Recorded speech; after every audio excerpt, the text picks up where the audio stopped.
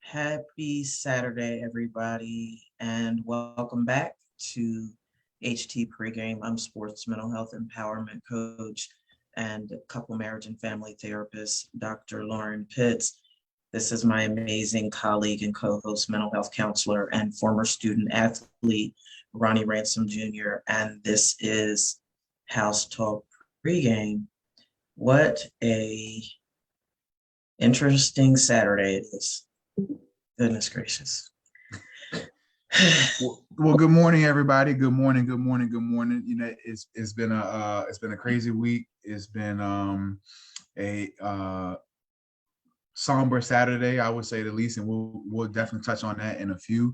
You know, and speaking of emotions and things like that, because emotions have been, for me, I know for me personally, emotions have been all over the place this week. So. When we talk about emotions, emotional well-being is important to any athlete's success academically, athletically, socially, and spiritually. Untreated mental health problems result in undue suffering, diminished positive effect, and balance in your life. Most psychiatric disorders, however, in student athletes can improve and resolve with the proper treatment. That's absolutely correct, Ronnie. And to many athletes, being mentally tough means never showing weakness, never admitting that you're not okay, and never sharing your mental health struggles with anybody. Unfortunately, these decisions can have disastrous consequences. The good news is that a lot of people in an athlete's life, from coaches to parents to fellow players, can really make a positive difference when it comes to mental health. And when athletes properly care for their body and mind, they do far better at their athletic performance and in life. Absolutely. And, that's why on this show, we stress the importance of how important it is for the mental health of our athletes, from why mental health matters to how to get proper treatment and so much more. That's what it's all about here at Pregame, heightening mental health awareness. Mental health is a lot more than just simply absence of mental disorders. It involves a constant and active effort towards maintaining happiness and mental well-being. Right. And when you think about, optimum mental health, it's the fundamental.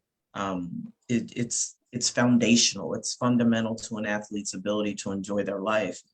But to achieve this, it's essential to strike a balance between one's personal and professional responsibilities, social life, and daily activities. However, several external factors, such as the need to maintain social and financial standing, lifestyle choices, and other biological factors, can disrupt the delicate balance and lead to chronic stress, anxiety, and even depression. Yeah, and athletes are expected to maintain their mental health to balance the pressures to succeed and perform well during competitions. While more and more athletes and coaches are beginning to recognize the importance of mental health in sports, mental health has historically been an unspoken issue within the realm of athletics, but not here on Pregame. We don't do that. We talk about it. So not only can you join our discussion live, but you can also catch us on HSRN every Saturday at this very same time, 11 a.m. Eastern Standard Time, as well on Saturday nights at 10 p.m., and catch us again on Sundays at 6 p.m. And as always, remember, HSRN is empowering the HBCU family's head, heart, and hands to deliver the impact we all know it can. So don't forget to catch our lineup of other great shows here on HSRN as well. Absolutely. And, we also want to invite you to join us each week as part of the virtual audience by registering via the Zoom link that's available on all of our social media platforms, or email us at htpregame@gmail.com, because we really do want to hear from you. Absolutely. And look, y'all, we have another great show lined up for you all today, and we have another very special guest. We're super excited to have this man on today.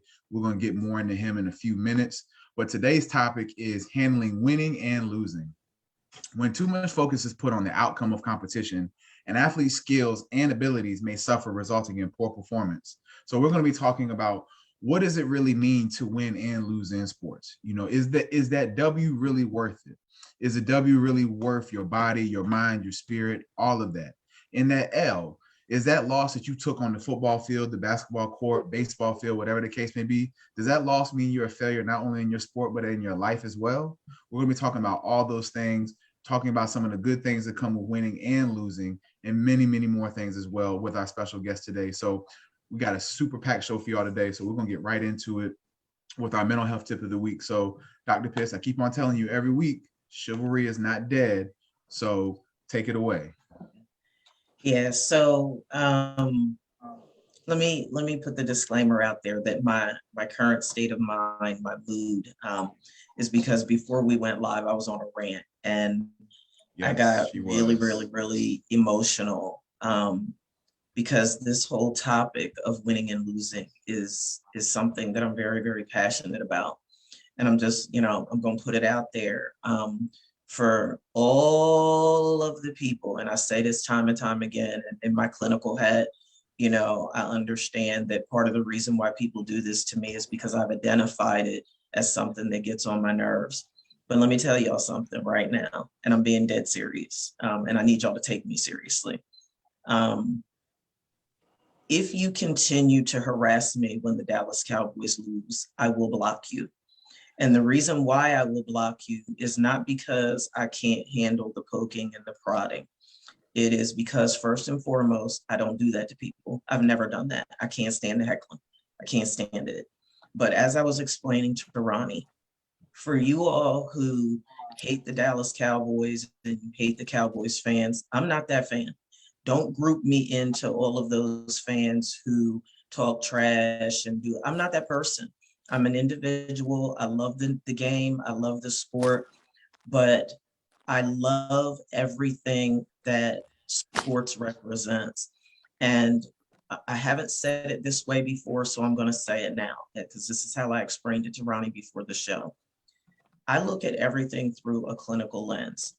And when it comes to athletics, particularly around losing, I am deeply concerned about the mental well-being of the athletes that are on the losing side of whatever the sport is.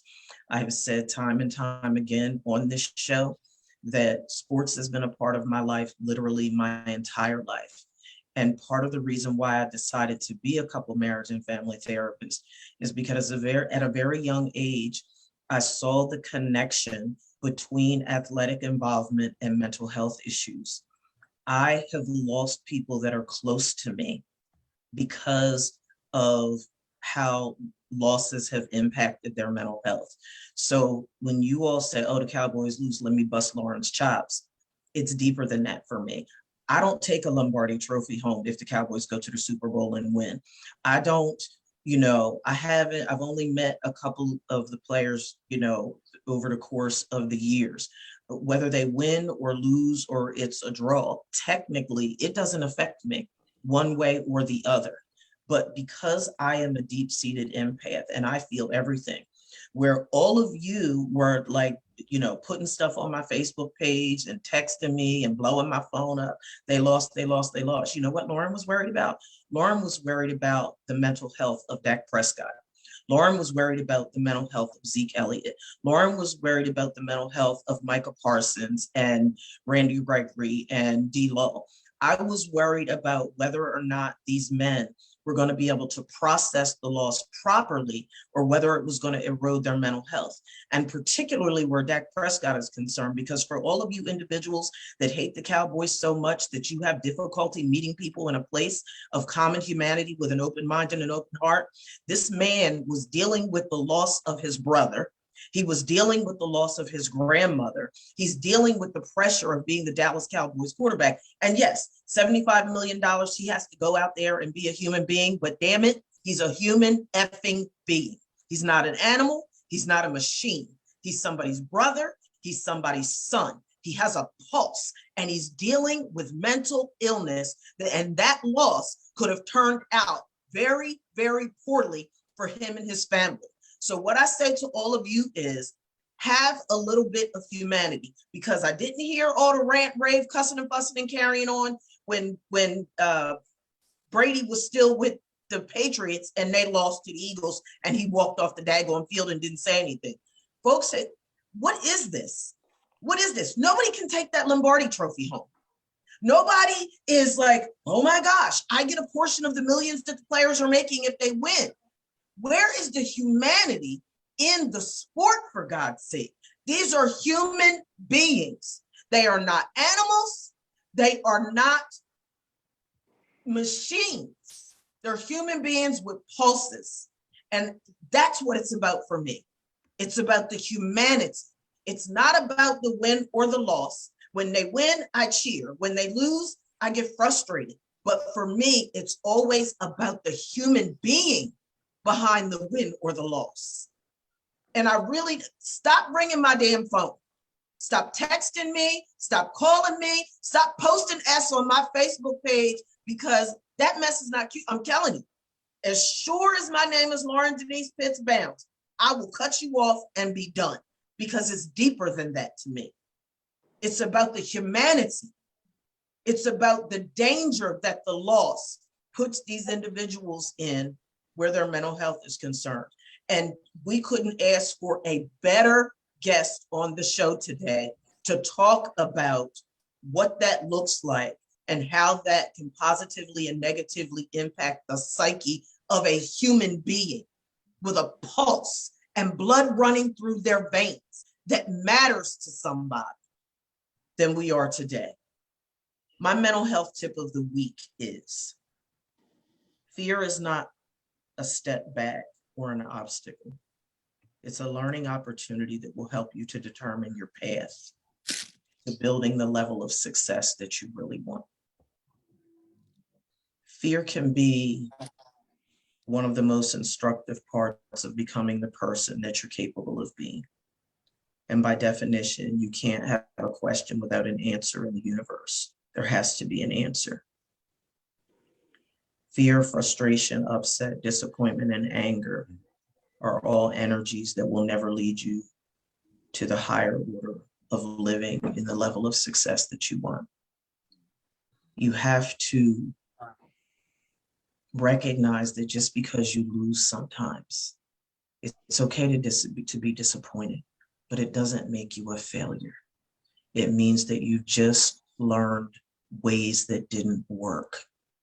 The loss, no matter how devastating, no matter how frustrating, no matter how overwhelming, it is an opportunity for you to go back to the drawing board, to perfect your game, if you will, to look at where there's place and space for you to grow and to develop and to be, first and foremost, a better human being, and then a better athlete.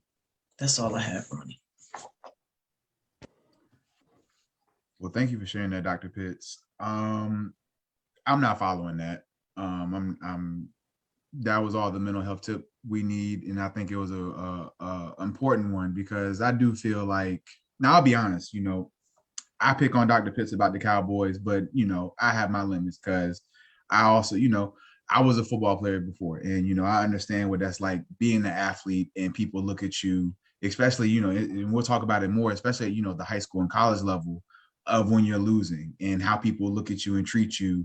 They don't understand what you have to go through as an athlete to go out there and perform in front of hundreds of thousands of people week in and week out.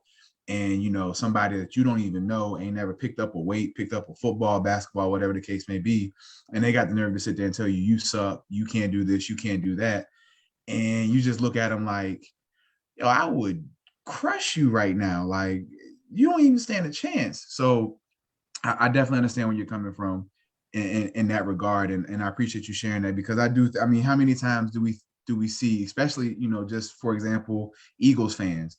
I've heard countless stories about people who go to Philly games and they sit at the top of the bleachers, and I mean, you see countless videos of them getting to fighting from opposing team to their own fans. I've seen it at Eagles games. I've seen it at Steelers games, the football teams games. You see it and you're just like, yo, like, why you really ride or die for this team?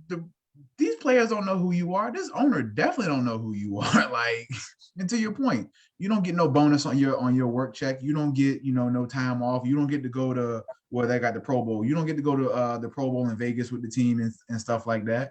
You're just a fan. So I do feel like, there are some fans, fan is short for fanatic. And we know that people who are fanatics, especially, in our field, Dr. Pitts, when people are, obsessed with something, it's an issue.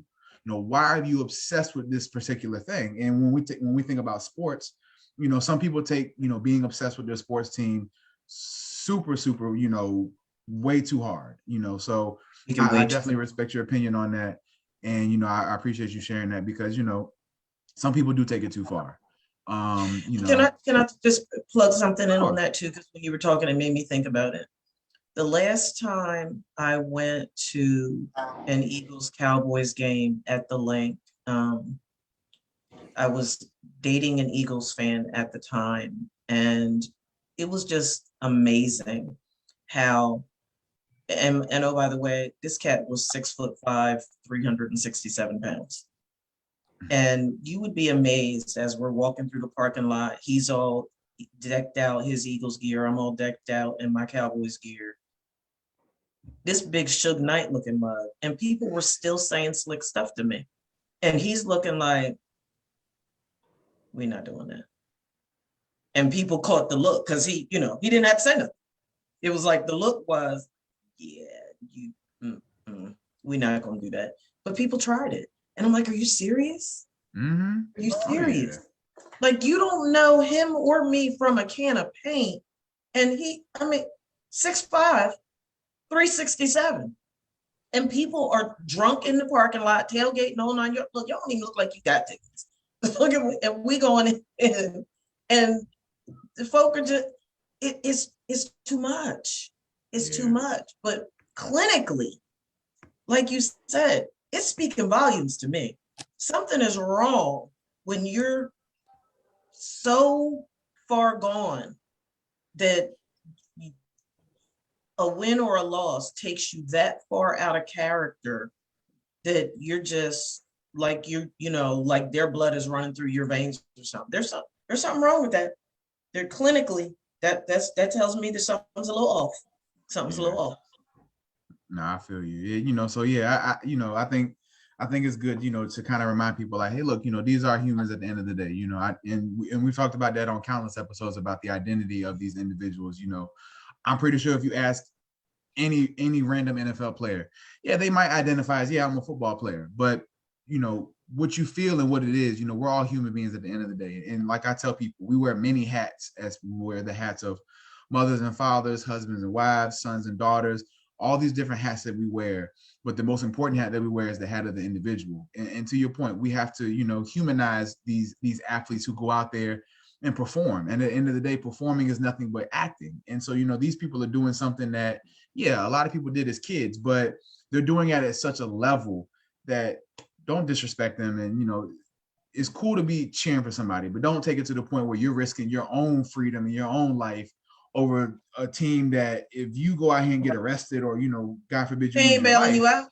they're not paying for your funeral. They're not paying for your bail money, none of that. So, just be mindful of that, people. And, once again, Dr. Pitts, thank you for sharing that.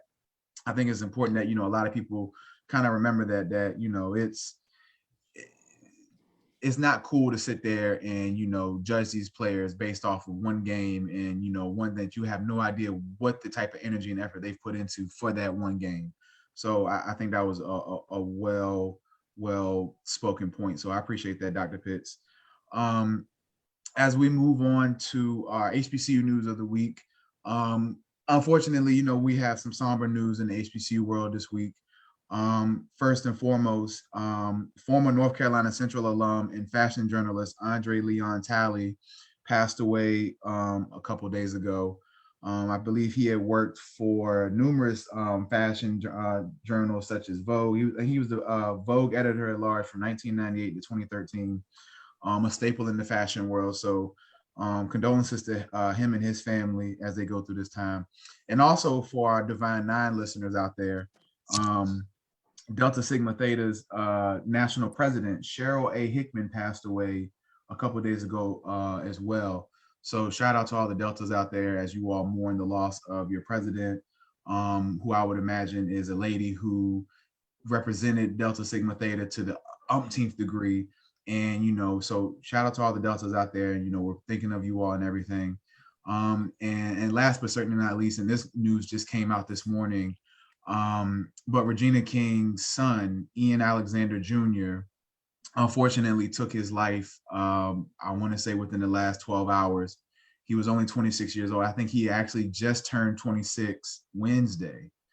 Um, so he unfortunately is no longer here with us. So our prayers and thoughts go out to Regina King and her family as they go through this unfathomable time. You always hear, parents should never bury their kids. And so, this is definitely unfortunate. So, our thoughts and prayers go out to all those families who have been affected by the loss of loved ones this week. Just know our hearts and our minds are with you all as you get the strength and the faith to move on and know that, and I always tell people, grief is different for everybody. Everybody handles grief differently. Everybody looks at grief differently. I always tell people, when you lose a loved one, memorialize them. I don't think we would appreciate people as much if we knew they would be here forever, or if we knew somebody would be here the next day. And I think that's what makes connections and moments so special, because they're moments in time. And, we all go through things, and when we all go through, down times and not so good times, it's those moments that we reflect back on. So for those who have lost a loved one this week, reflect on the good times and the moments you had with that person, because that's what they will want you to think about, when you're thinking about them. So, our hearts and minds go out to those families. Dr. Pitts, did you have any HBCU news this week? No, I don't have any HBCU news, but I do want to emphasize how important it is to consider grief and loss counseling. So oftentimes we, particularly for us as people of color, we are a very, very, very, very resilient people. We really are, since the foundation of the earth. However, I can't even imagine. I cannot even begin to imagine the pain that Regina King is in. And I can't imagine having lost friends and loved ones to suicide over the years. And even as an extended family member, how it just literally permeates every aspect of the family system. So certainly want to just put that reminder out there. Friends and family members that were connected to this young man. Grief and loss counseling can really, really, really help you to process through, even if it's just to scream, yell, cuss, fuss, and cry. I have, clients on my caseload who are processing through grief and loss as a result of suicide of a loved one. And I literally, an hour, 2 hours, I just listen. I listen. And when they want me to interject, they'll ask me to, but I just listen, because that pain is unfathomable, like you said. It is just, there aren't words. There just are not words. So definitely our hearts go out to the family, and rally around them and love them. Don't ask them dumb questions. Yeah. Don't ask them dumb questions. Absolutely. How you doing? How you think she's doing? It's always a great question. So how you feeling? How you think I'm feeling? Right. Like, don't do that. Don't ask the dumb question. Yeah, don't do that at all. So, all right, guys. So we're gonna try and shift the mood here, because it's definitely been a somber mood to start the show, but we're definitely gonna pick it up a little bit. So I'm super excited to talk about this topic, because when it comes to sports, and me and Dr. Pitts were talking about this before the show, sports are a microcosm of our society. And I always tell people, if you really want to know what society looks like, look at a football team. A football team oftentimes has the most participants of any sports team out there. And you normally get a very good wide array of different social economic status, different family status, different backgrounds, religions, cultures, all that, all in one space, in one team, in one locker room. And one of those most polarizing things that happen in sports is wins and losses. Because at the end of the day, in a sports reference, that's what it comes down to. Are you winning or are you losing? And to talk about this topic with us today, we have a very, very special guest, and I'm super excited to have him on here. I didn't get a chance to be a part of the meeting they had a couple weeks ago live, but I was able to catch up on it, and I'm super excited to have him on here. So this gentleman we have today is Chris Laura. And Chris Laura was born and raised in Washington Heights, New York City. Chris received his bachelor's of science from, I'm gonna let you say the school because I was trying to in my head what is SUNY. I know it's the University of New York, but I have no idea what the S stands for, so please forgive me. But he graduated from SUNY Cortland, where he studied physical education.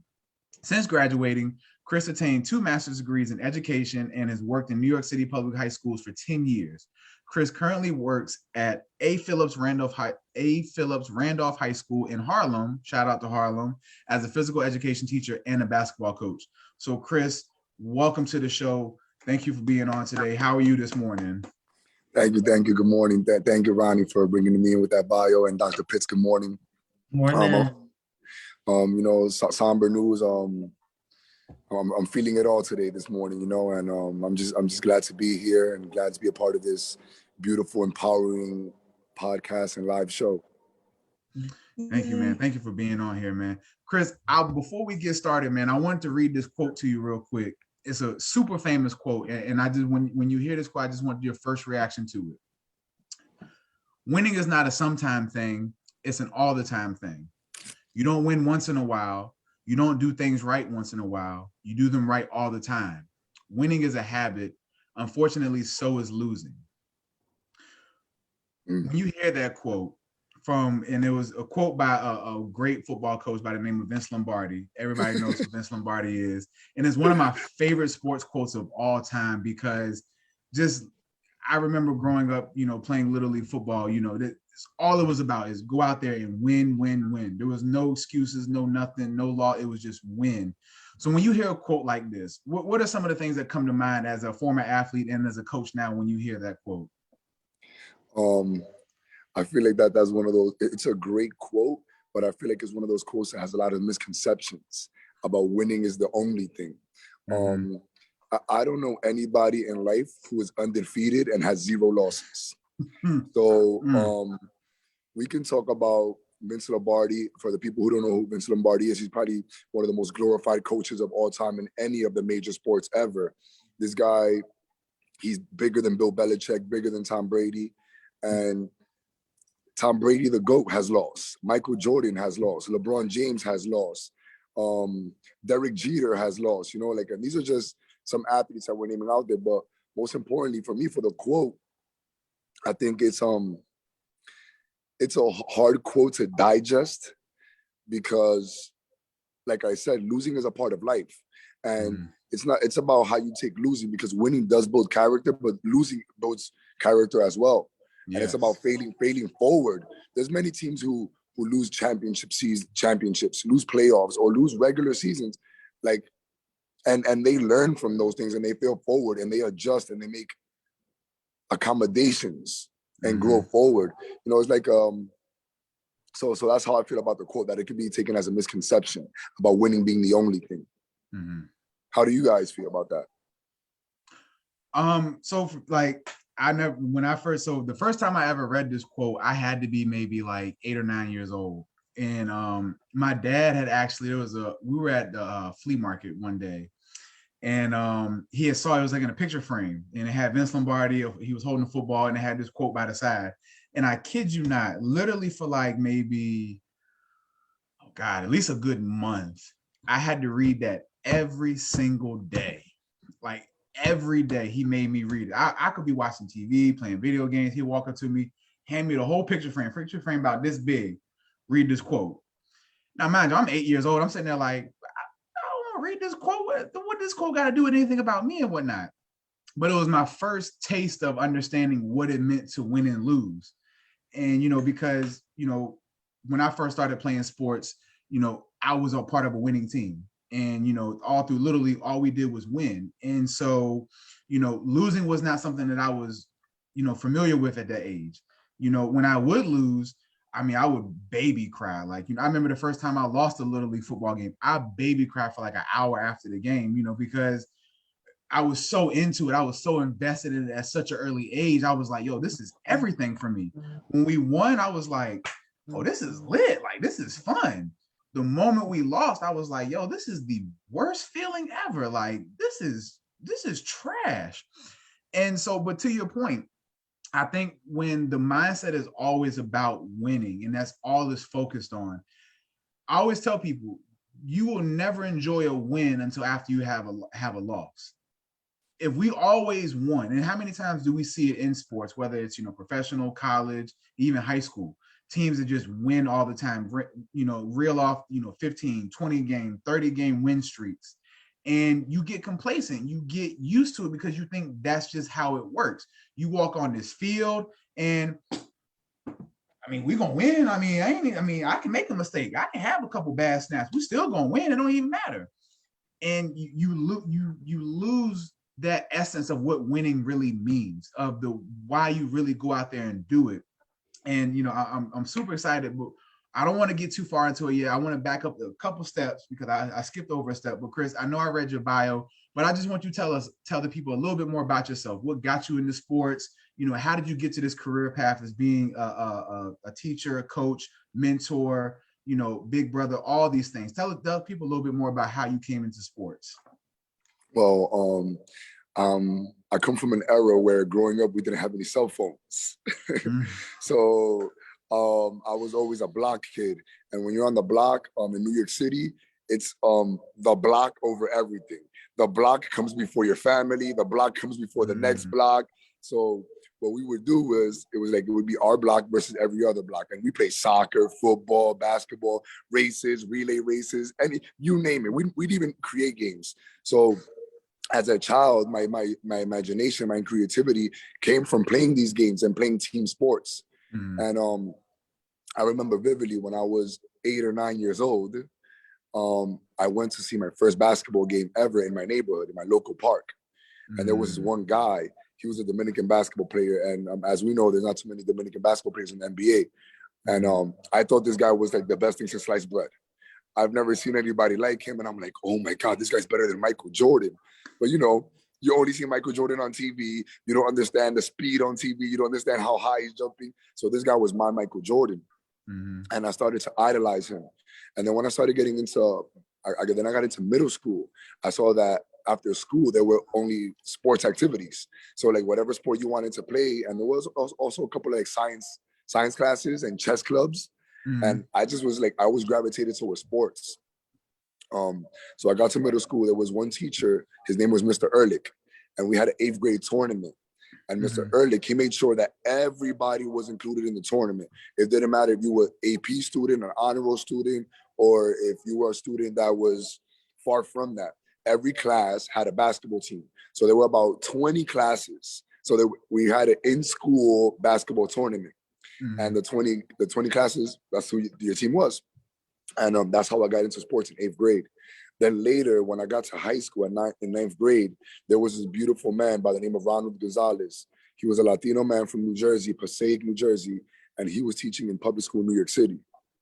And I idolized this man because it was so easy to gravitate towards him. He looked like me. He spoke like me. He dressed like me. We ate the same foods. He was my height, and he was an Olympian. He was a track runner. Oh, wow. He went to Manhattan College on free scholarship, and he ran the Olympics for Puerto Rico. And all his best friends were also D1 track athletes, Maryland, NC State, all these big schools.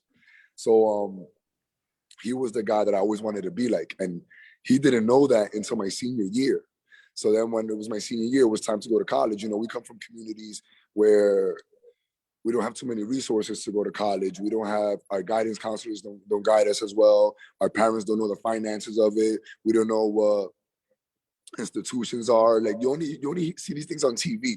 And the only thing that I knew about colleges at that time in high school was that each college had a sports team. I didn't know about majors. I didn't know about what are you gonna go study. I'm like, oh no, like they're just going to regular school and they're playing sports. So I ended up just following Mr. Gonzalez, basically his whole entire lifestyle, and I applied to SUNY Cortland. A guidance counselor came to my house, which at that time it wasn't prevalent to do that. And she spoke to my parents, and she told my parents, Chris is a very smart kid. He can do this college thing. I know you guys don't know about this because I'm Dominican. My father doesn't know how to read or write his own name in any language, whether it's English or Spanish, any font. So I told them, like, yeah, I want to go to college, but I got to work. I got to pay bills. And she would, what do you really want to do? And I said, I want to be a phys ed teacher. I want to coach sports. Like, I want to wake up every day. I want to wear a sweatsuit and I want to play sports with kids. And she was like, is that what you want to do? I'm going to go to your house and speak to your parents. And I'm like, nah, my father's not going to allow that. And little behold, she buddied her way through the doors, came in my house, and she like helped me sign up for college. And I got to SUNY Cortland, bachelor's of phys. I signed up to be a phys ed teacher. My major was physical education. And little behold, I graduated. We're here. I've taught in multiple city schools, 4 high schools. I taught elementary for one year. And every school that I go to, it doesn't matter. As long as there's sports available, I'm always coaching them. I've coached volleyball. I've coached bowling. I've coached team handball. I've coached basketball, and I've coached baseball. And I've coached it at all levels, the highest level, the lowest level. I've had teams that we've won every game. I've had more teams that we've lost every game. And it's just this winning and losing title, it grabbed me right away, because I don't think I finally figured it out after speaking to Dr. Pitts last week, why we play sports. And I'm 34 years old, and now is that I finally figured it out. And Ronnie, you being a student athlete, yes, we play for the wins, the championships, because that's the end goal. So when you begin something, you want to see the end in the front. Yep. But ultimately, we don't play for the championships. We don't play for the losses. We don't play for the wins. We play for the feeling. Yes. And that's what I figured out. We play for the feeling. So that feeling that, like, I'm in this, I'm going, I'm running. And then once that feeling, that game is over, that feeling is gone. It doesn't matter if you won or you lost. That feeling is completely gone. So I grew up playing sports for that feeling, because, we grow up in very tough neighborhoods. Social Darwinism is what we have to live by. And we have a lot of traumas, a lot of mental health, emotional health in our homes. And I used to escape my home and what was going on there through sports. And sports gave me that feeling. It doesn't matter if you're losing by 100, winning by 100. It's just that feeling. So that's how I got into sports. That's such a beautiful story, man. And thank you for sharing. And you're absolutely right. I always tell people, even to this day, I haven't been on a football field competitively in, this will be 8 years. And I still have not found 8 years later anything that gives me that same feeling that you were describing as football did. And then, and to your point, win or loss, by the time I became, in college and stuff like that, a loss was like, yeah, it hurt and it sucked, but the feeling of being out there, the feeling of being able to participate in that sport day in and day out, that feeling, it's an indescribable feeling. And it's a feeling of completion. It's a feeling of relevancy. It's a feeling of achievement. It's a feeling of, like your point, when every season, what's the end goal? Championship. Every sports team in America and the world, when you start a season, day one of preseason camp, the end goal is championship. And, yes. Oftentimes, and to your point, oftentimes, from a sports perspective, that's what's drawn into our head from day one. Even in Little League, what's the goal of this? What's the goal of this team? What's the goal of the season? To win a championship. We're going to do everything we can to win this championship. And it's ingrained in you from day one. But to your point, as much as the win and, even the losses, as polarizing as those feelings are, I think, to your point also, the process is also something that I always enjoyed as well. Now, I'm not going to lie. And to my athletes out there listening, I'm not going to lie to y'all for 1 second. Sometimes practice was not always fun. And I ain't going to kid you. Like, if I could go back out there and ain't have to worry about practice every single day, sign me up.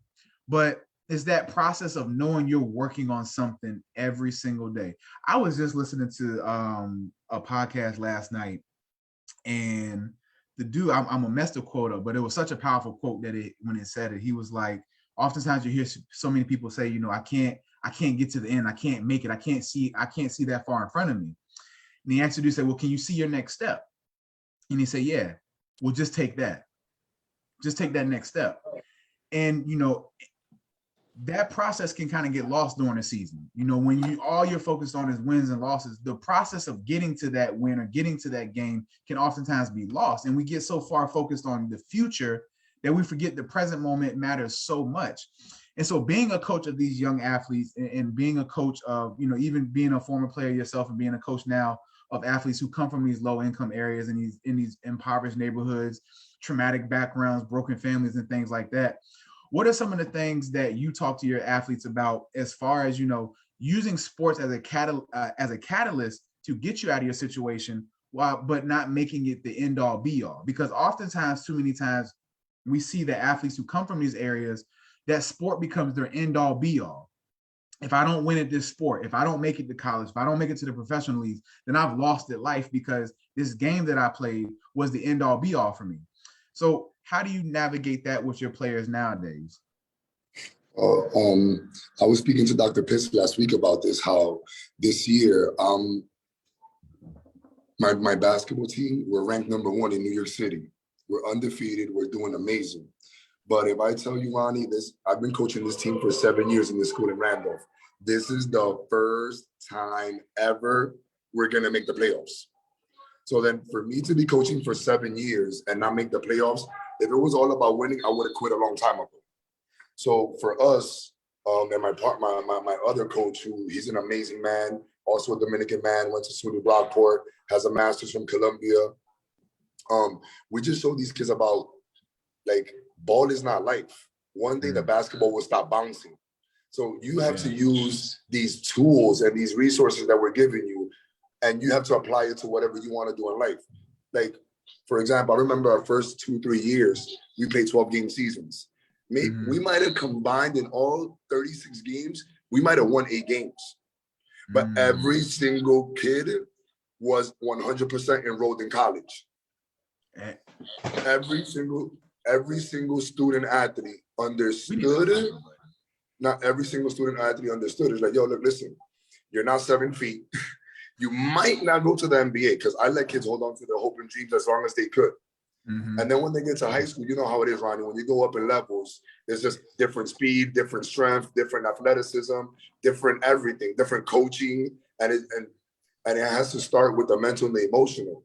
So for us, it was just more about just making sure, like, these kids were prepped for the real world, and talking about sports as in sometimes you're up, sometimes you're down, sometimes you're gonna lose, sometimes you're gonna come up, and that's how we do it. That's how we do it at Randolph. Whether we lose or whether we win, everybody is always in practice the next day at 7 in the morning, an hour before school starts.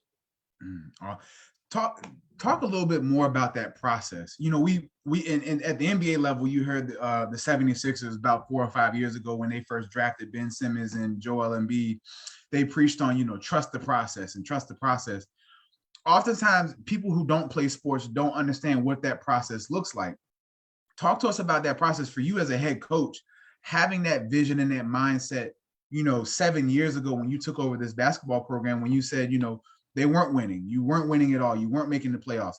Being able to still see that process, because when you think about that, in a long-term game, you've won because you stuck to the process. You continue with the end in mind. You saw what the end goal could be. Oftentimes along the journey, it gets murky, it gets cloudy, and we lose sight of the end goal because setback after setback after setback just happens and happens. But for you as a coach to be able to see the process and trust your process, talk about that from a confidence standpoint in your own abilities, in your message, and also being able to relate to the kids, as it sounds like that you definitely would be a player's coach, as I like to call it, where, the coach definitely gets along with the players and everything. So talk to us about that process of being able to still see the end in mind 7 years ago. Well, I've always been a player's coach because I just want to gravitate to my players. And God has given me the opportunity to have lenses and go through experiences that a lot of these kids haven't gone through. So we've peaked already. We're at the point in the season where my girlfriend, she was like, Chris, you guys look amazing. You guys are winning a lot of games. What's next? And I feel like we've peaked. Like, there's nothing we can do to get better.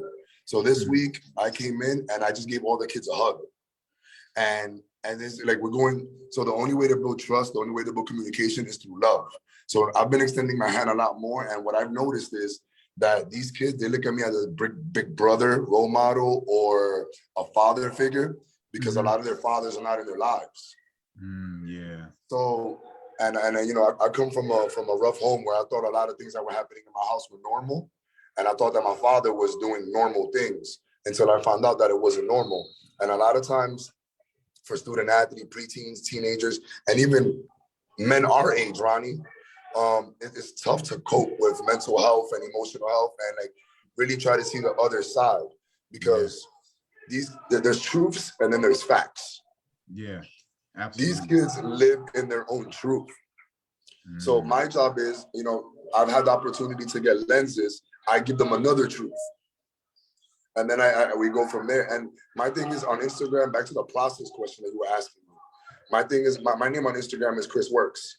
All I know is work. It doesn't matter if I'm invested in real estate, if I'm invested in comedy, cooking, I'm going to work extremely hard at that. So the kids know, like, I don't take any excuses. If we win by 100, if we lose by 100, we're at work the same exact time the next day. And what I do is, the way that I gravitate to these kids and the analogy that I'm making, the correlation, is that if your mom does not show up to work tomorrow morning, will she get paid? So how do you expect to play minutes? And then I tell them, like, you know, so it's like, it's the same thing. It's like there's an incentive reward and also extrinsic, but like, it goes back to the feeling. Like, yo, guys, feel good, appreciate this, appreciate. And the thing that we've spoken about a lot this year, my coaching staff and I, is like, yo, 2 years ago, the best basketball players in the world were not playing sports. Yeah. The best basketball players in the world were not playing sports. Like LeBron James was not on the court. So I'm telling them, it's like, Michael Jordan is the best player ever, maybe. Whether you think it's LeBron or Michael Jordan, he's not playing anymore. So he worked extremely hard in his process, in his career. And then when he got to that level, like, okay, there's no more basketball, that same exact work ethic, he took it and he applied it to something else. And that's what we do. We just teach real life through sports. We teach financial literacy, emotional health, mental health, spiritual health, nutritional health, physical health, and also what I spoke to Dr. Pitts about, intimacy health and sexual health. A lot of these boys don't know themselves, their own body. A lot of these boys don't know how to peel a tangerine. So how can you love a woman's body or your partner's body if you don't know any of these things? So it's like, there's so many analogies and so many correlations that we use to just teach life through sports, because every day we win. Even if the stats say that we lost, we're winning in real life. Yeah. I love everything you just said. It just has me speechless, because it's bringing back so many memories of, like, you know, I was fortunate enough to be, you know, grouped around some great coaches along my football career.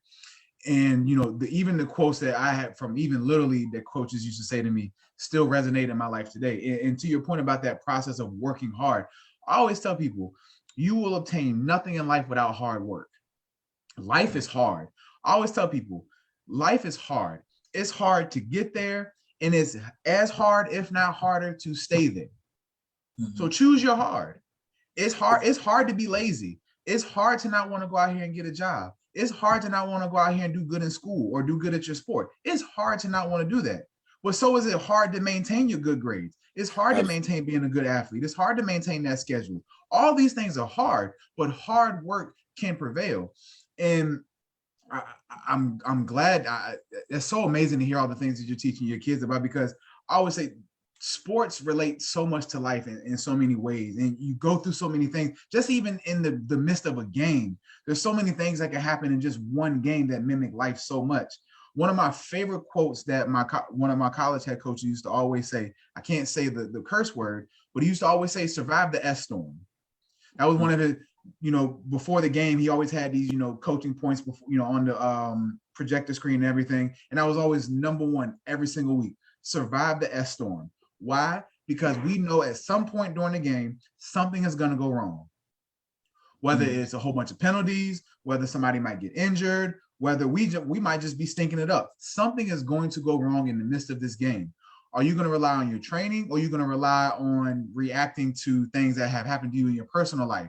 When you get really stressed out, you start overreacting, you start yelling, you lose your cool, you lose your patience.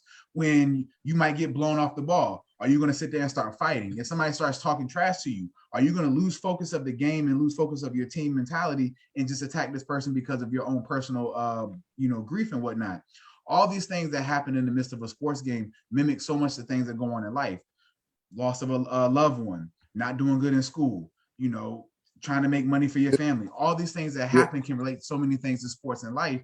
And so it's so wonderful. And even to your point about relationships and everything like that, because we know in high school, I know when I was in high school, I used to always say, even in college, like, I didn't do relationships during the season, because when it was during the season, I was all in on football. I won't try to think about no girls and stuff like that during the season. Now, after the season, well, come on, we'll pull up. What's up? How you doing?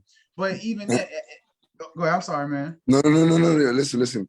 You're hitting it right on the head. And about your quote, something that I remember that Coach Gonzalez taught me growing up. He said, "Chris, sports is religion. When you go home after dinner, every single day, there are only three things on TV. There's the weather, there's the news, and there's sports." And when I was young, I'm like, yeah, I watch ESPN all the time. Of course, it's sports on TV. But then, I started sitting down and watching the actual news, like New York One, CNN, or whatever it was. And it was always the same thing.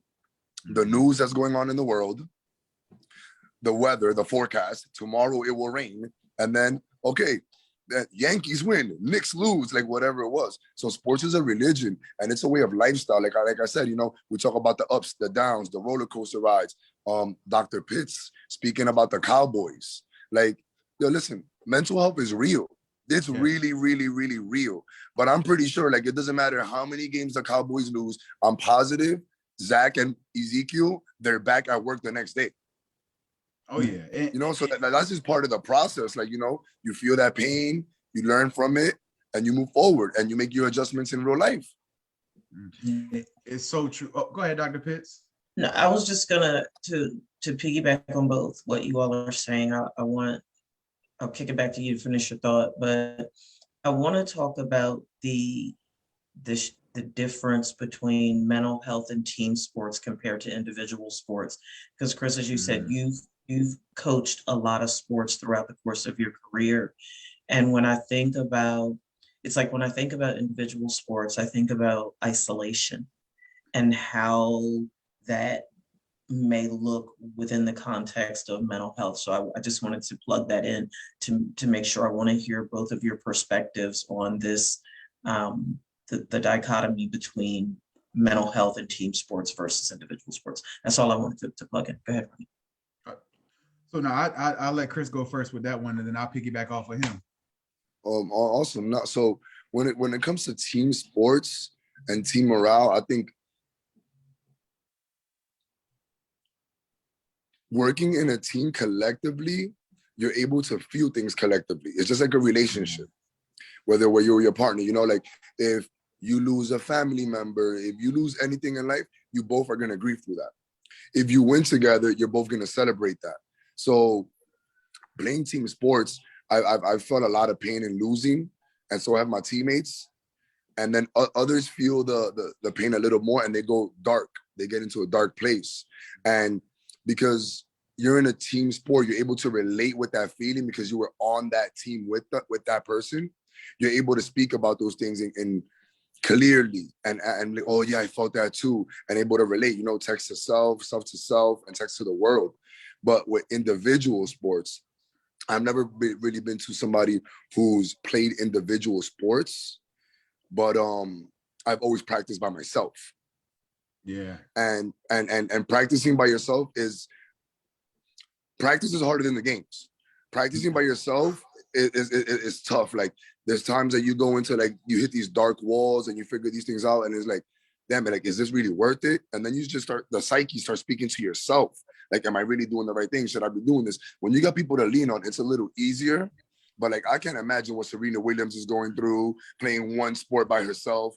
I can't imagine it's so hard to play individual sports. Swimming, Michael Phelps, like the most glorified winners and people who haven't won. Like, I can't imagine what it is to be out there by yourself.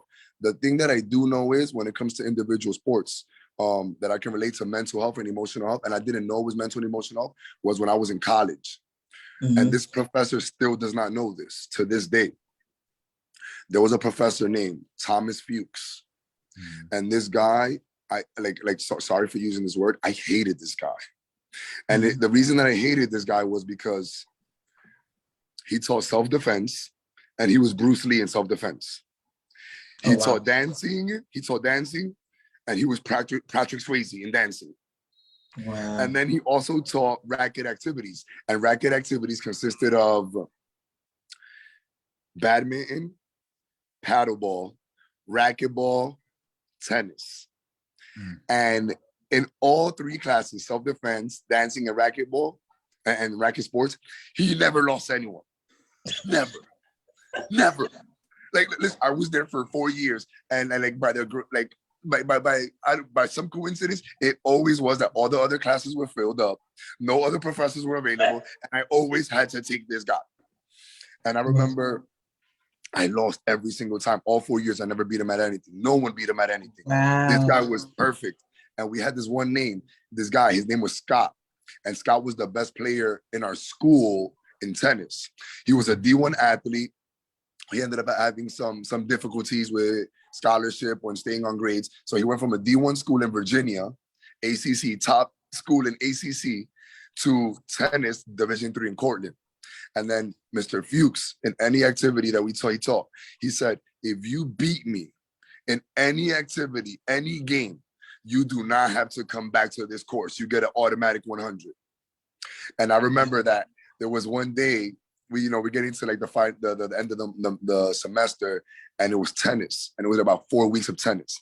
And Scott played Mr. Fuchs in a one-on-one in tennis, and everybody was going for Scott. We're all, Scott, beat him, Scott, beat him. And like, yo, this guy, I swear he was better than Nadal. Like, this teacher beat him, like with backhands, backspins, over the leg, between the leg shots. And like, yo, we were just all feeling so hurt for Scott because we wanted Scott to win that bad. And then I go back to visit my college 2 months ago when I go to speak, and I bumped into him. And I told him, I'm like, look, listen, you don't know how much I hated you. And he's like, I felt it. And I'm like, yo, I've never lost at anything.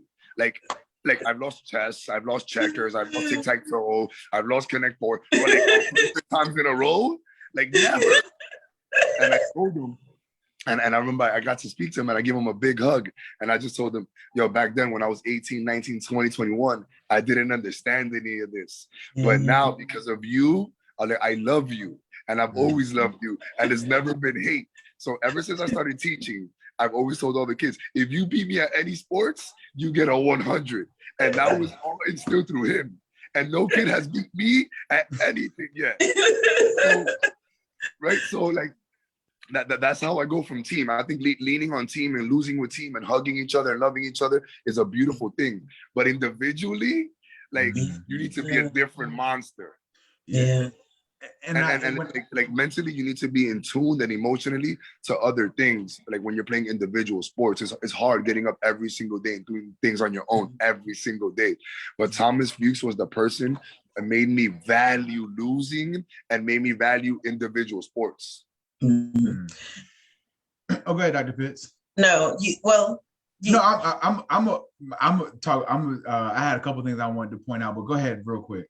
So I just wanted to say, when we think about, research actually shows us that in some contexts, loss of games can lead to mental health issues for athletes and fans. Say that again. Research shows us that loss of games can lead to mental health issues for athletes and fans. What we know to be true is that many teachers and coaches will tell you that sports are a big part of mental health and well-being.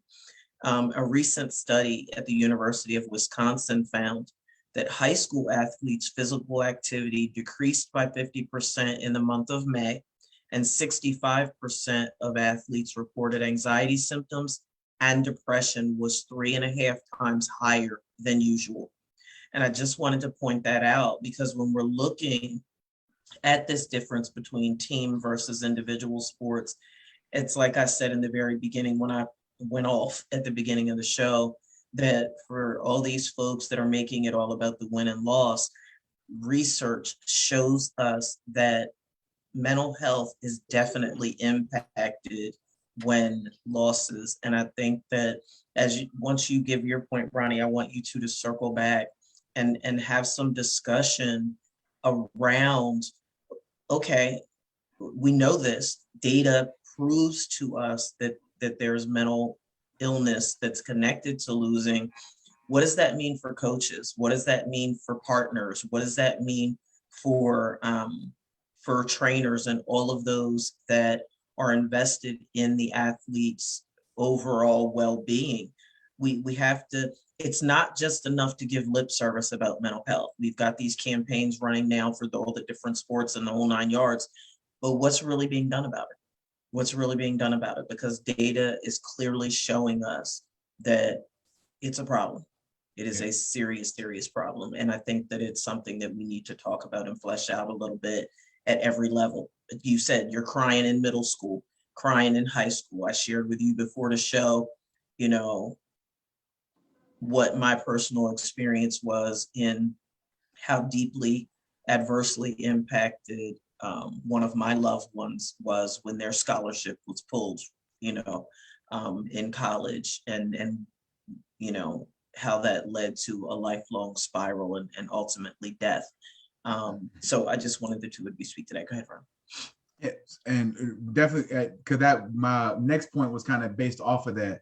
To answer your question about individual versus team sport, when I think I think I'm gonna do individual sport first because I did track in high school and whatnot, and I did shot put and discus. And when you think about even track as an individual sport,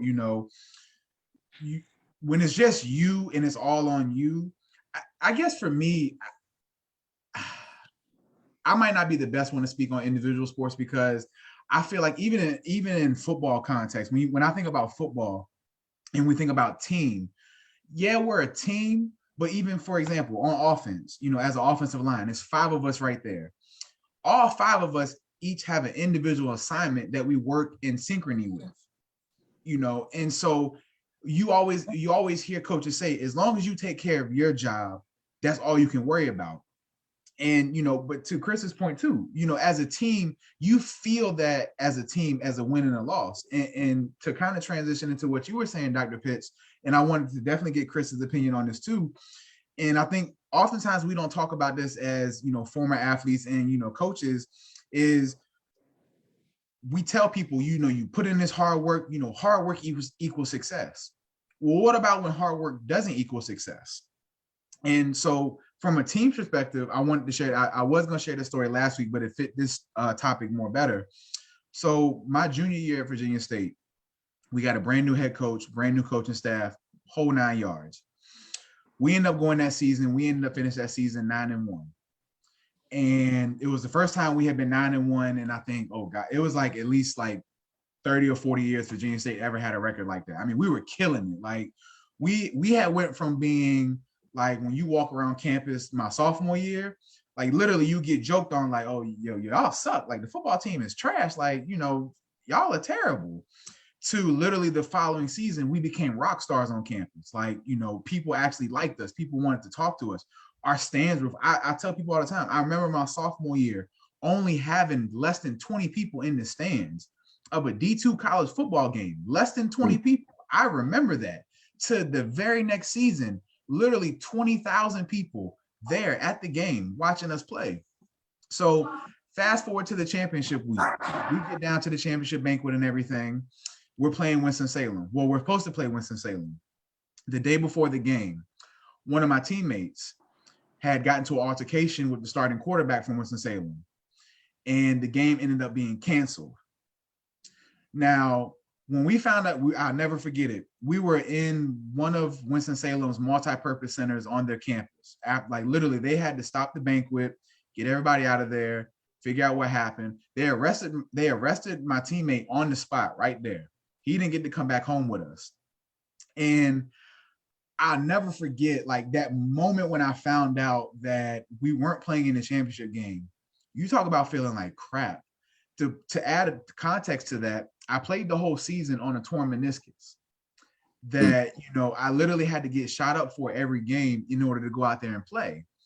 And so from an individual standpoint, a part of a team, I was pissed off. I was mad. I was seeing red because I literally went out there for 10 weeks and sacrificed my body for the betterment of this team.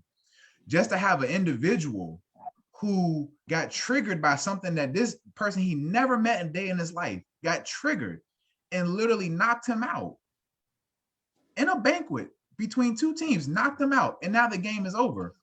And so that whole off season, we're literally looking around at each other like, yo, like we just had this stolen from us. Like this individual cost an entire team the chance of success, the chance of a championship.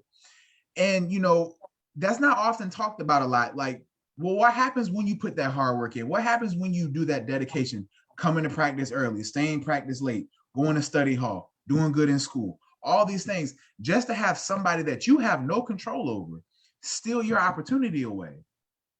To your point about the mental health aspect of that, I didn't go to class. I never forget it. It was the third week of November, and we had 3 weeks of class left. I didn't go to not one class the rest of that semester. I stayed in my room. I didn't come outside. It was one of the most, in my sports career, is one of the lowest moments of my life because I literally just sat there and was like, yo, in my mind, I was like, yo, I just played the season for nothing. Like I just risked my body for nothing. Because to your point, Chris, when we think about seasons, we think about the end goal. It's a championship. It's either I win this championship or it's a bust, like at least from an athlete standpoint. But out of that chaos and out of that moment, we grew closer. And I talked about it last week. It took until the third game of the following season for us to really understand what it meant to be a team, what it meant to work together, what it meant to be a family. Families have issues, families have problems, but you don't give up on family. You continue to put forth your effort for family. So to my athletes out there listening, you can put in the hard work. You can put in the hours. That doesn't mean that it will turn out to be successful. And so then the question you have to ask yourself is, so what am I personally going to get out of this season? We always talk about, coaches actually beginning the season, what's your team goal? What's your individual goal? And in a team sport, it's kind of looked down upon to be an individual. But when you have a group of individuals who are doing the job at a high level, the team can't help but be successful. So Chris, how do you teach your players to work through that disappointment? Because at some point or another in an athlete's career, you come across a moment like that when you dedicate your life to that season, you dedicate your life to that practice, that moment, everything, just for it to have it taken away from you. And there's really not much you can do about that. How do you talk to your athletes about overcoming those moments? Because those moments don't really happen in sports, they happen in life too. Absolutely. Well, a lot of these kids, their favorite players have never won championships. And that's something that I've noticed. So a lot of these players, they talk about James Harden being a choke, right? Because he never won a ring. Dak Prescott being a choke because he never won a ring. Russell Westbrook being a choke because he never won a ring. I'm like, bro. And I'm like, bros, only one team gets to win the championship every single year. Yep. So the other 29 teams and the other players on those teams are chokes is what you're telling me? And it's like, no, like these guys are superstars, but it's only one team gets allotted a championship. So like, what do you think, that they just lose and they just give up for the rest of their lives? No, they get up the next day, they work through the process, and they keep going in life, because that's what it's about. I wanted to point to something Dr. Pitts was talking about, these percentages that are super high with mental health and everything. I come from an era where, I don't know if this is the terminology I want to use, but I was raised by bullies. Because, like back in the 70s, the 80s, and the early 90s, it was like, you got, how you said that you were playing with your meniscus. It doesn't matter if your arm is hanging off your shoulder, you got to play no matter what. I mean, why are you crying in sports? Like that era, right? Yeah. And remember, like, those are things that we once thought were normal. Yeah. Oh. Or some people still think is normal. I don't know, But for me, that's the total opposite. It's not normal at all. And we got every year we speak about life goals before we speak about team and individual goals. And then we speak about roles.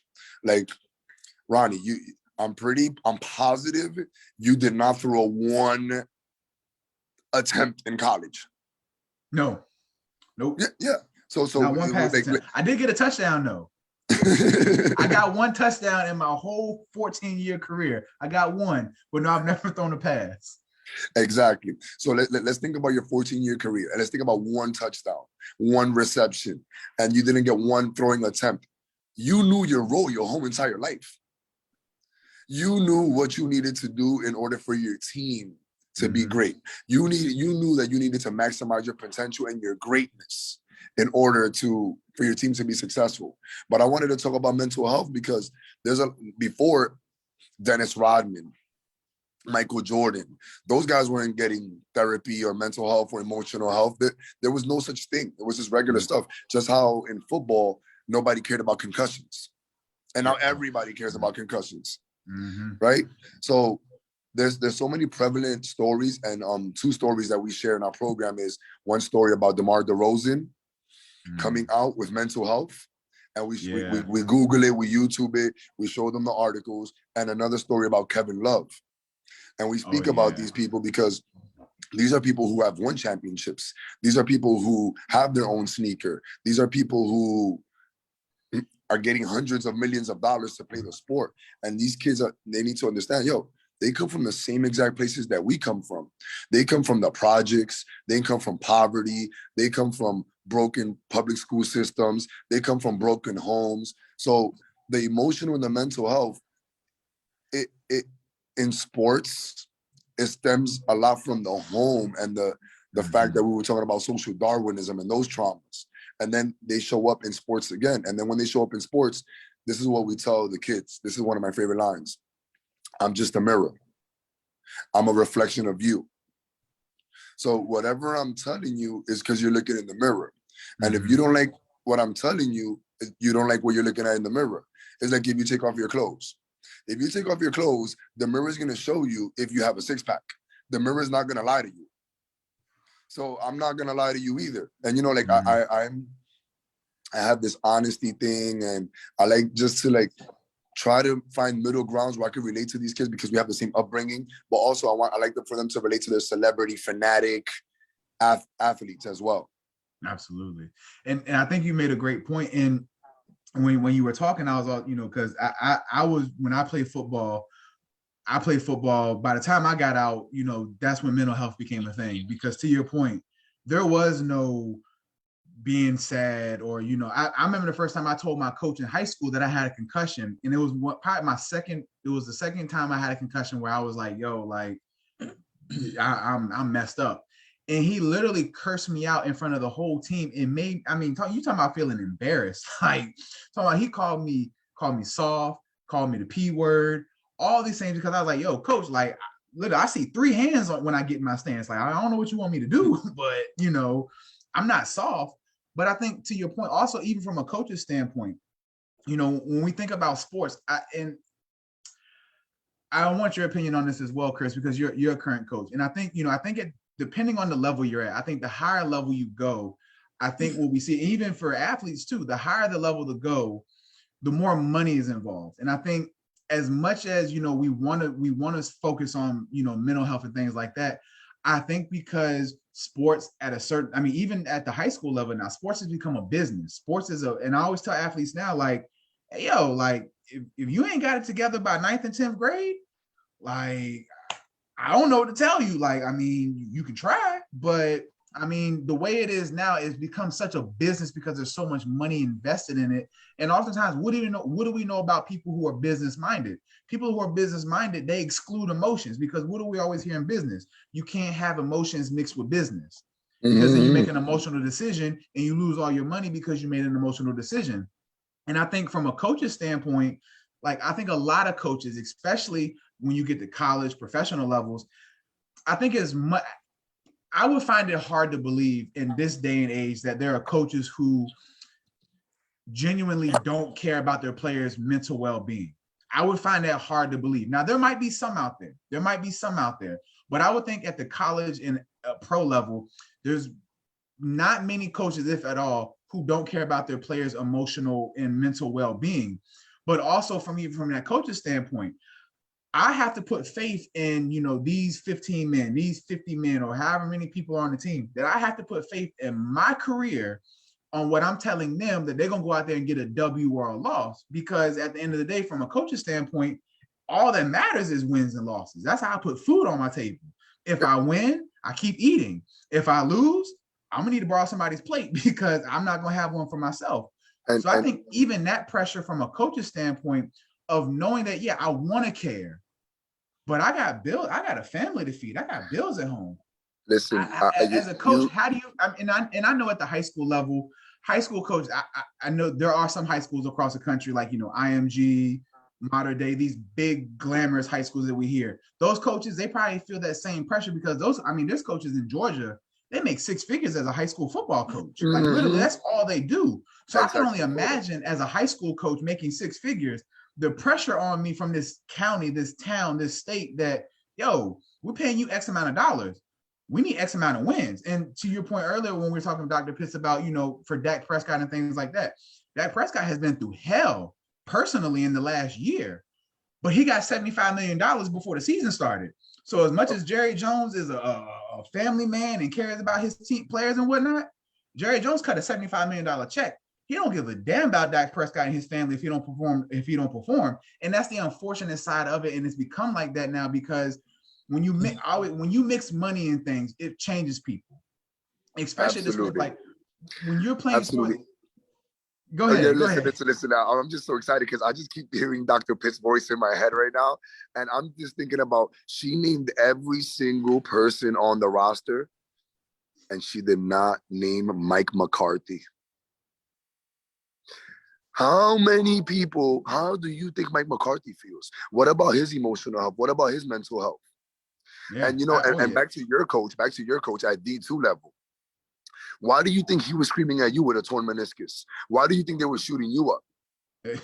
He's getting $130,000 from a school that we weren't winning a lot. And so they're like, And then we got to think about this is like this mental health thing. It's bigger than just the people on the field.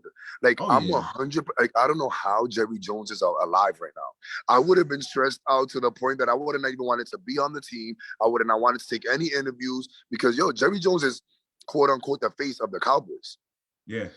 So right now they're going to figure this thing out again. It's a players' league. Mike McCarthy's going to be out. And I think Mike McCarthy's a great coach, right? And Dak Prescott might be out.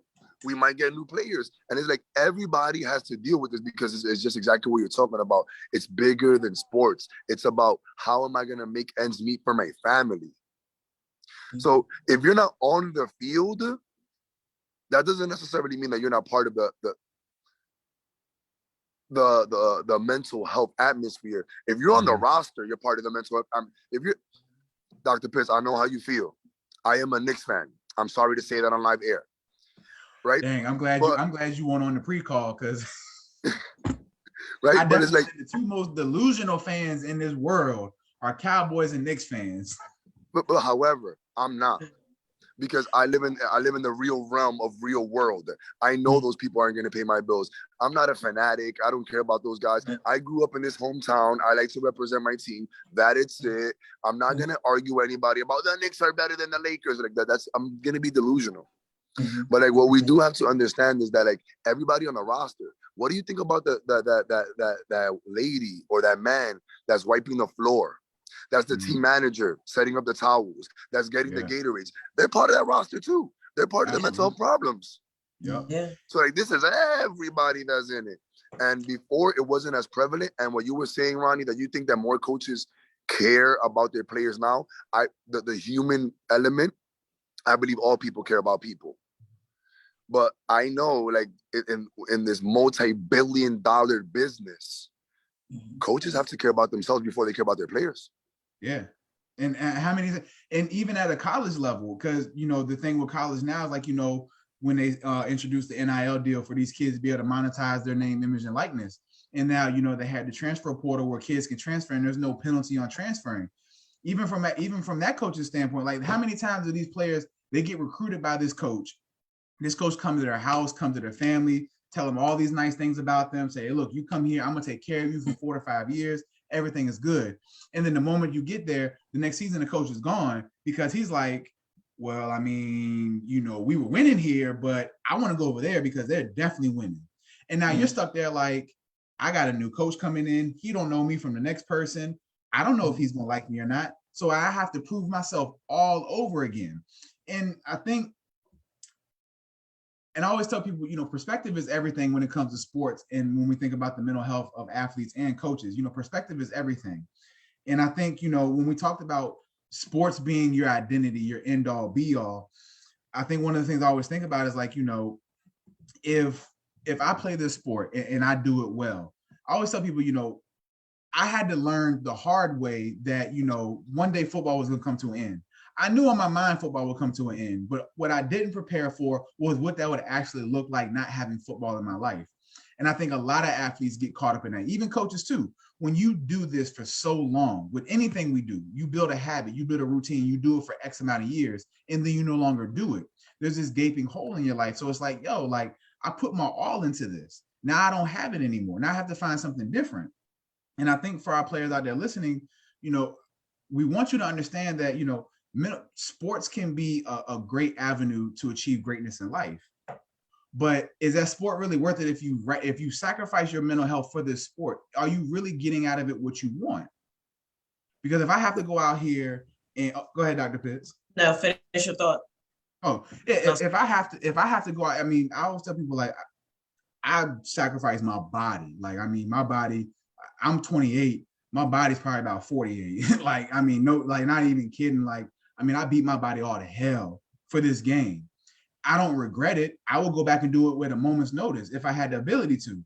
But football put me in a position after football that in the moment I didn't realize it, but I'm appreciative of it. But if I'd have known this back then, I probably would have done things a lot differently. I probably would have taken care of myself a lot more than what I did, because in that moment, like, as much as the challenge of even as a college athlete, I was telling Dr. Pitts, each year, your scholarship was renewed each year. It wasn't guaranteed to get that scholarship year after year. And a lot of kids don't realize that. Like, yeah, you signed that dotted line in high school of a full ride. Well, it's only for that one season.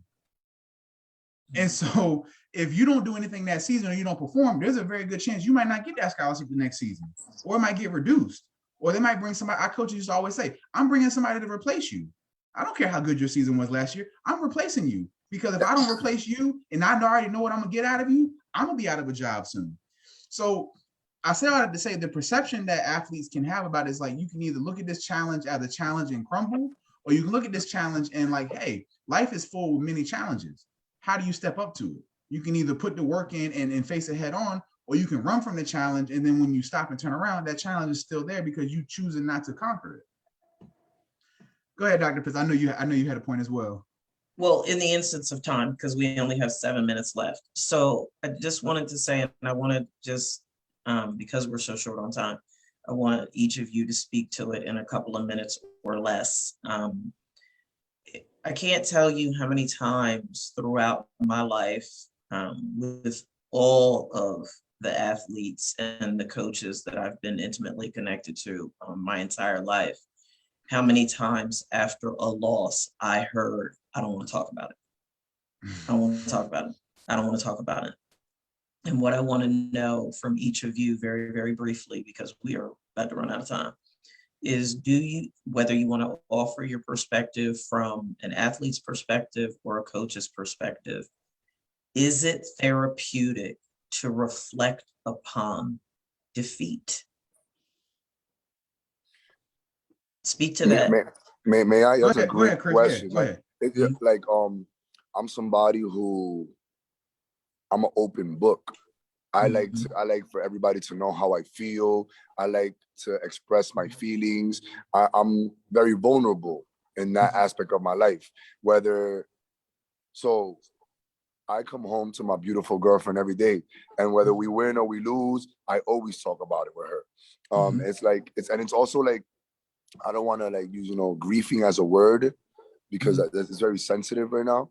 But it's like, yo, like, get it off your chest, let it go, because sometimes we hold on to that, we harness that, and like it only does danger to us, you know. It's like holding on and bottling your emotions after a bad breakup. You don't really want to like hold that in. You want to have a brother, a sister, a therapist, anybody, just to be able to like let it all out and speak about it. So me personally, I like to speak about it. And when as a player and as a coach. Now, the platform that I provide for my players at the end of every game or at every halftime, what I say is, all right, what do you think we need to work on? What do you think we need to do in practice? Because they already know, like, we've already done so many reps and so many practices that they know what they're supposed to be doing. So if they're messing up at something, okay, coach, we didn't rebound today. We got to work on rebounding tomorrow in practice. All right, check, good. Everybody go home, do your homework. Have a nice day. So my quick answer, and thank you, Chris, for sharing, because I think that's a beautiful way to look at it. For me personally, I did both. I would either not talk about it, or and to that point, the reason I wouldn't talk about it is because, you know, oftentimes depending on who is asking you, you know, how you feel, you might not understand what I just put in, and I get this loss in return. And that's what I was talking about earlier. Oftentimes people who've never played sports or haven't played sports at a high level, they don't understand the amount of effort and sacrifice and things you have to put on the back burner to focus on this. And when you lose, it's hard to put that in words, because it's like, yo, like I really gave this my all. I don't want to talk about it. But even then, like, also to your point, Chris, like, I don't think I would appreciate winning as much as if I didn't take that loss. And I always tell people now, it's like, it's not a loss, it's a lesson. You know, if you don't learn something from the loss, then yeah, it's a loss. But there's always something to learn from that loss to make you better. So when you do win, it's that much more appreciative. So yeah, I think I can understand why some people don't want to talk about it, because it's just like, yo, like, I don't think you might comprehend where I'm coming from in this. But also to your point, Chris, I think it's good to get that out, because that could be, you know, you can harbor those feelings and really have resentment towards something that, you know, if you just talked about, it might not be that bad. Listen, I can be on this podcast for another 7 hours. I'm loving it here. And something that I told Dr. Pitts was, a loss, it's not a loss. It's a learning lesson. It's a W, you know? So like we have to take these things and we have to do it. And my colleague, my coworker, he does not speak about basketball at home at all. Once he walks out the building, it doesn't matter if he wins or he lost. He goes home to his beautiful daughters and he does not speak about anything with his wife or anything related to sports. For him, that works. I'm no one to say that's wrong. I'm no one to say that's right. It's whatever you feel at the moment, because that's why we play the sport. We play the sport for the feeling. We watch the games for the feeling, the excitement, the joy, the ups, the downs. Dr. Pitts, you look pensive there. What else you got for us? Well, I'm gonna wrap us up, but I want to wrap us up with this thought that my clinical brain says that losing is positioning our athletes to be greater problem solvers. Because as you said, when you're speaking to your players, what can we do differently? What could we do better? What do we need to work on? When I think about my Cowboys, I think about the fact that, you know, too many penalties, too many penalties. I can't tell you how many times I threw my head back and was like, oh my gosh, are you serious right now? Like, get out of your own way. So what that tells me is these, just as you said, Chris, losing are these learning opportunities to solve the problems that need to be solved in order to figure out how to get better. Don't look at losing as if you've somehow failed. Look at the glass half full and look at losing as an opportunity of how to get better and better and better, and to solve the problems that go along with figuring out what's needed to be done to get better. The other thing that I wanted to say in closing is expect to have some of these perceived failures on the way to many successes. I've oftentimes, as Ronnie quoted Vince Lombardi, I've oftentimes quoted Michael Jordan when he said that, you know, he didn't look at all of the shots that he made. He looked at all of the shots that he lost, because looking at the shots that he lost is what he needed to do in order to figure out how to get better. And that's what lended itself to his ability to get better. He said, and when you can't get in the door, find another, or get over the wall or something like that. He says, find another way, go around it, go under it, whatever the case may be. And what losing provides is opportunities for teams to figure out ways to better for the players to better themselves individually, for coaches to better themselves. Because to your point about, whether Mike McCarthy is going to be gone or not, Stephen Jones put out a statement saying that he's definitely going to be the coach in 2022. But as a fan looking on, there have been plenty of games that I've watched over the years, football, basketball, baseball, whatever the case may be, where it becomes evident at times that coaches are getting out-coached, right? It's not the players. It's, that I'm just a fan and I'm just a girl, and that was dumb. That was a dumb call. Like, why did you do that? Who told you that was a good idea? And I'm like, if I know that, how come you didn't know that? Why did you think that was going to work? But I say all that to say is that losing is an opportunity for growth. It's an opportunity for development.